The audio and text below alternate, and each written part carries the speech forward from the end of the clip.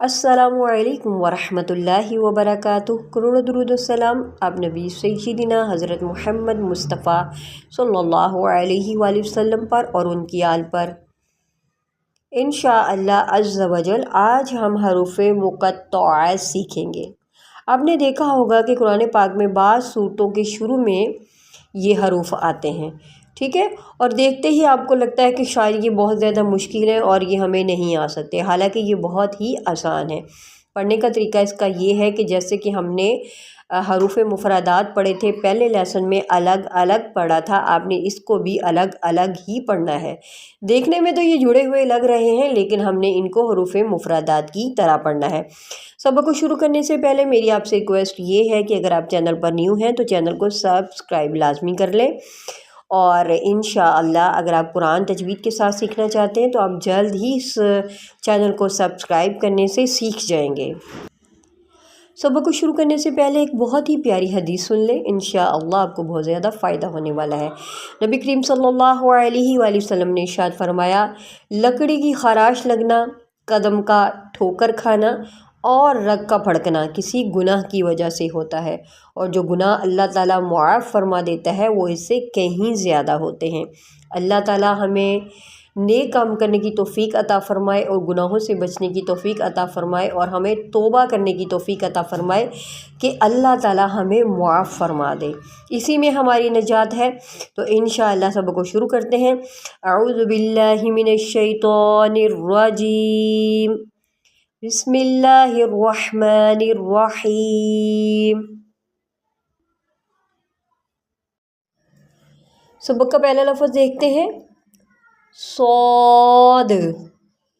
صاد جو لفظ میں ادا کر رہی ہوں وہ یہ نیچے لکھا ہوا ہے، آپ غور کریں، آپ کو پتہ چلے گا جو میں ادائیگی کر رہی ہوں، جس طرح میں پڑھ رہی ہوں وہ یہاں پر لکھا ہوا ہے، صاد صاد صاد حروف مستعلیہ میں سے ہے، اس کو ہم موٹا کر کے پڑھتے ہیں، ٹھیک ہے، اور اس کو سیٹی کے ساتھ پڑھتے ہیں، صاد صاد۔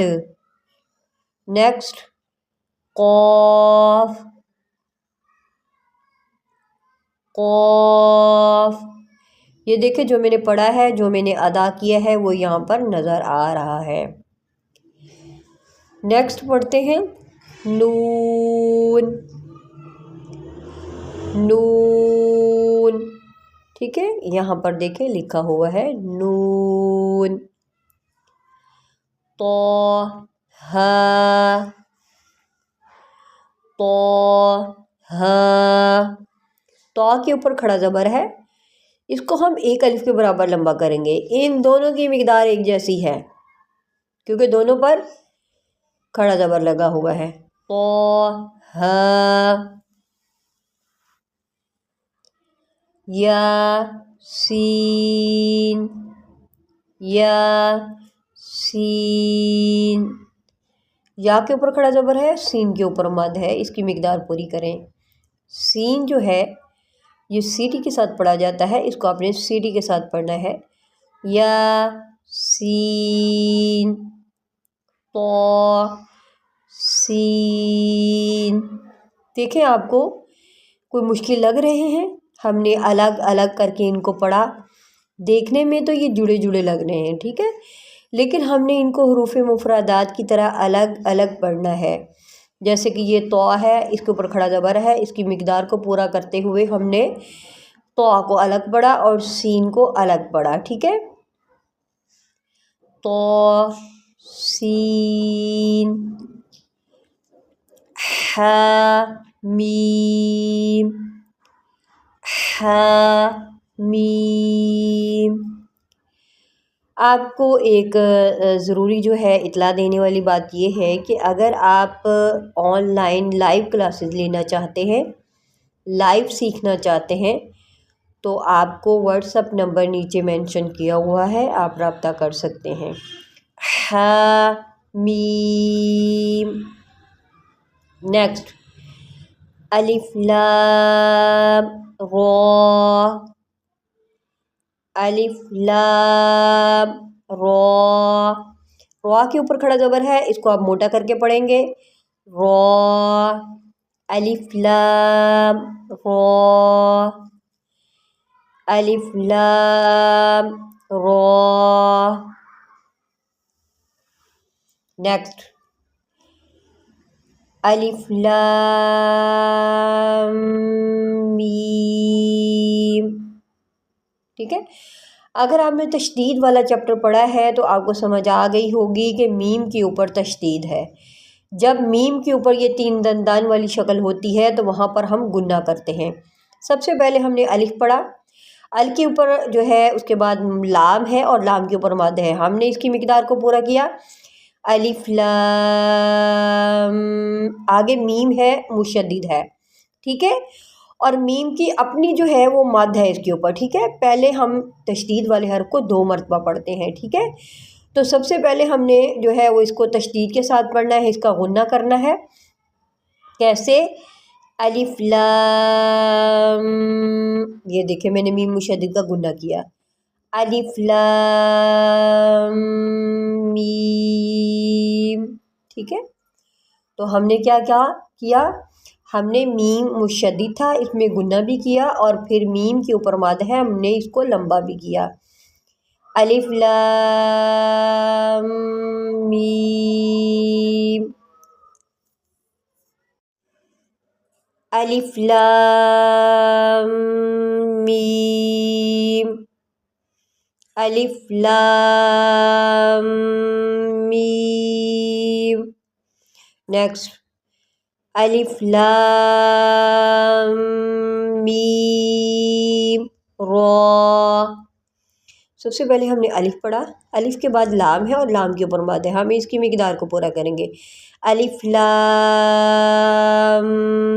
लाम को पढ़ते हुए हम मीम मुशद्दिद की तरफ आएंगे और वहाँ पर गुन्ना करेंगे। फिर हम दूसरी मर्तबा मीम को मद के साथ पढ़ेंगे।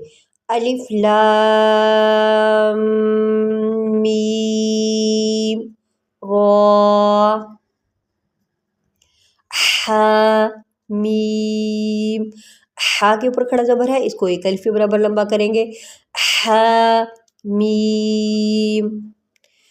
अब ये जो हरफ है ना इसके ऊपर आपने ख़ास फोकस देना है, इसके ऊपर जो है ना आपने ख़ास ध्यान देना है। ठीक है, अब यहाँ पर 2 मरतबा इख्फा आ रहा है तो आपने यहाँ पर गुन्ना करके पढ़ना है। वैसे तो आइन सीन क़ाफ इन सब की मिकदार एक जैसी, लेकिन जब हम अदायगी करेंगे ना, ये देखिए आइन है, आइन के एंड पर नून साकिन होता है। ठीक है, अब नून साकिन के बाद हरफ सीन आ रहा है जो कि हरूफ इख्फा में से है। हमने इसका कायदा ये पढ़ा था कि नून साकिन के बाद या तनवीन के बाद हरूफ इख्फा में से कोई हरफ आ जाए तो गुन्ना करेंगे।